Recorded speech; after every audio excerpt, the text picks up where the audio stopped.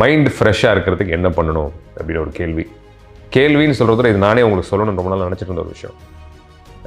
உணவு வகைகள், எக்ஸசைஸ் பண்ணுறது, யோகா பண்ணுறது, மெடிடேஷன் பண்ணுறது, இதெல்லாம் ஒரு பக்கம். இதெல்லாம் கண்டிப்பாக நம்ம மைண்டை தெளிவாக வச்சுக்கிறதுக்கு உதவும்.